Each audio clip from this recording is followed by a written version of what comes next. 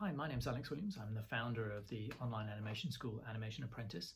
And one of the questions that I most commonly get asked about studying animation is, do I need to know how to draw to be a 3D animator?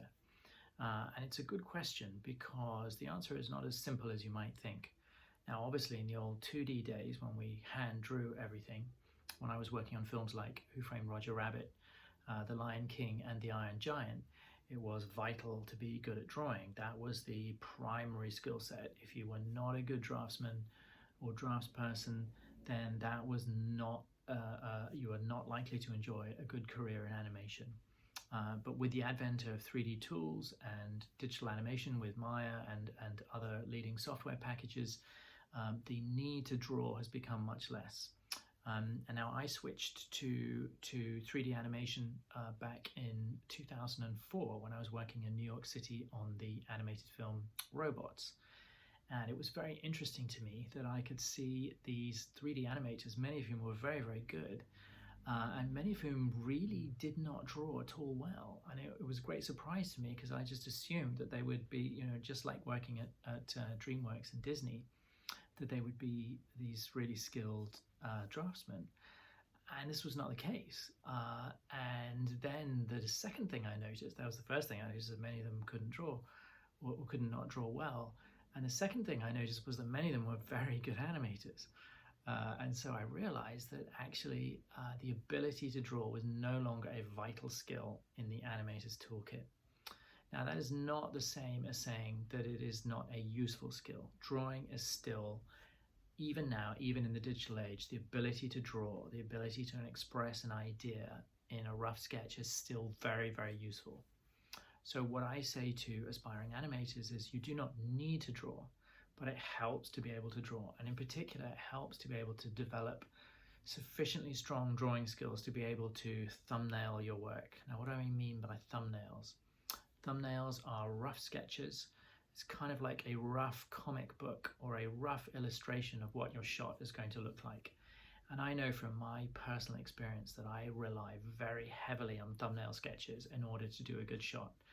And if I look back over my experience working on feature films, I can tell you for sure that the times when I thought I didn't need to thumbnail something, when it was just such an easy shot, I was just going to nail it, I was going to knock it out of the park, that was when I struggled.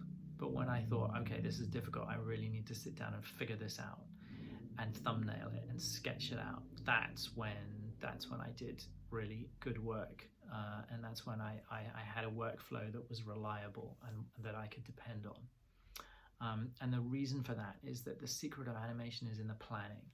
And it's still the case that if you can sit down and sketch up a rough idea of what your shot is going to look like, you have a kind of roadmap to develop that shot and create great poses and then create great animation. So how do you, if you don't like drawing, if you don't feel confident with drawing, how do you learn to draw? One of the best ways to learn to draw is to attend gesture drawing classes, not necessarily life drawings. The trouble with life drawing classes, you can spend a lot of time drawing a seated figure, 45 minutes or an hour or something like that, a seated nude, and that isn't necessarily that helpful because the reality is most people that we're animating are not naked, so you don't really need to know anatomy. What you do need to know is how to create a great pose. So gesture drawing is much more useful, the kind of thing that Walt Stanchfield used to teach at Disney back in the old days. And that's really just drawing, having somebody act out maybe, a simple scene in a series of quick poses. And nowadays, even if you can't find a gesture drawing class in your hometown or your city, you can certainly find them online. And there are websites like Proco which will allow you to learn gesture drawing or indeed fast sketches of life drawing online, and that can be really, really helpful. In particular, finding the line of action in a drawing, being able to do a quick sketch, having the confidence to express yourself. I always tell my students to rely on emoticon, what used to be called emoticons, now are called emojis, where you're drawing, is the character happy? Are they sad? Are they angry? You can draw very, very simple stick figures with very, very clear emotion so that you understand what the pose is about and what the character is thinking and feeling, because this is crucial for character animation. What does the character think and feel? So the answer to the question, do you need to learn how to draw to do 3D animation, is no. Does it help? Yes. Do I recommend that my animators, that my student animators learn how to draw well enough to be able to thumbnail? Absolutely.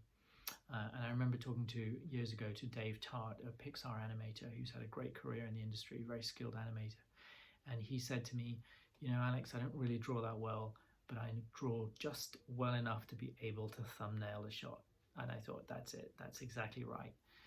Student animators should be able to draw just well enough to be able to thumbnail something, just well enough to make a roadmap, a plan. So you don't need to draw brilliantly, don't need to draw great. You just need to draw well enough to be able to design a shot, thumbnail it, make a plan. And that is still a very important skill, even in the digital age, even for 3D animators.